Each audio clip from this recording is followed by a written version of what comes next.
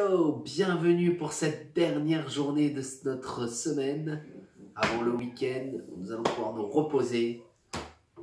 Et voilà, et donc là, aujourd'hui, nous allons finir le chapitre 10 de Marc. C'est-à-dire qu'après ça, il nous restera plus que 6 chapitres pour arriver au bout de ce livre.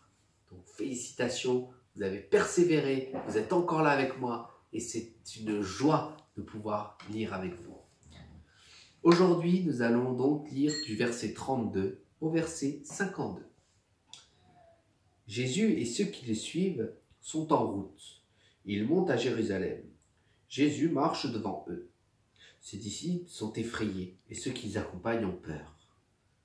De nouveau, Jésus prend avec lui les 12 apôtres pour leur parler. Il se met à leur dire ce qui va bientôt lui arriver. Écoutez, nous montons à Jérusalem. Le Fils de l'homme va être livré aux chefs des prêtres et aux maîtres de la loi. Ils vont le condamner à mort et le livrer à ceux qui ne connaissent pas Dieu. Ceux-ci vont se moquer de lui. Ils cracheront sur lui. Ils le frapperont à coups de fouet. Puis ils le feront mourir. Mais 3 jours après, il le relèvera de la mort.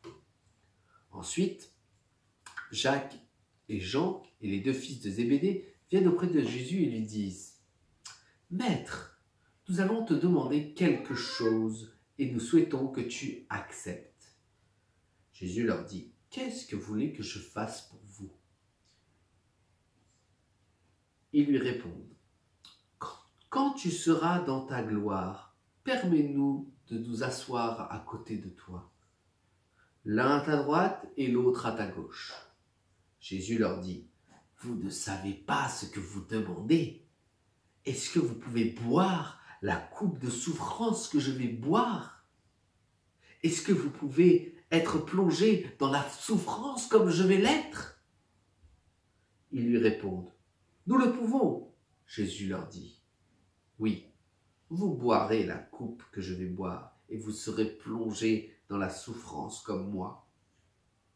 Mais je ne peux pas décider de qui sera assis à ma droite ou à ma gauche.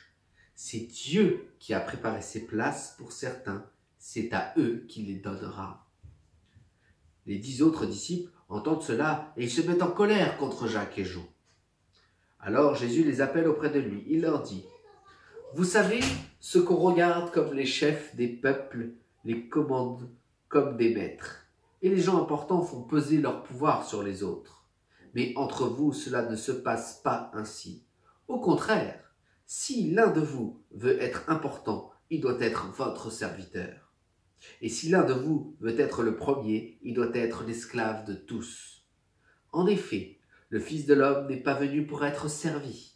Il est venu pour servir et donner sa vie, pour libérer un grand nombre de gens. » Jésus et ses disciples arrivent à Jéricho, puis ils sortent de la ville avec une grande foule. Un aveugle, appelé Bartimée, fils de Timée, est assis au bord du chemin. C'est un mendiant. Quand il apprend que Jésus de Nazareth arrive, il se met à crier « Jésus, fils de David, aie pitié de moi !» Beaucoup de gens lui font les reproches et lui disent « Tais-toi !» Mais l'aveugle crie encore plus fort « Fils de David, aie pitié de moi !» Jésus s'arrête et dit « Appelez-le !» Les gens appellent l'aveugle en lui disant « Courage, lève-toi, il t'appelle !» L'aveugle jette son manteau, il se lève d'un bond et il va vers Jésus. Jésus lui demande « Qu'est-ce que tu veux? Qu'est-ce que je peux faire pour toi ?» L'aveugle dit « Maître, fais que je voie comme avant. » Jésus lui dit « Va, ta foi t'a sauvé. » Aussitôt, l'aveugle voit comme avant et il se met à suivre Jésus sur le chemin. Waouh! Le cri du cœur de cet homme lui a amené la guérison. Même si d'autres ont voulu le faire taire, si tu as besoin que Jésus fasse quelque chose pour toi, n'hésite pas à l'appeler, à lui demander, même si on te dit de te taire. Non, parce que Jésus va te guérir.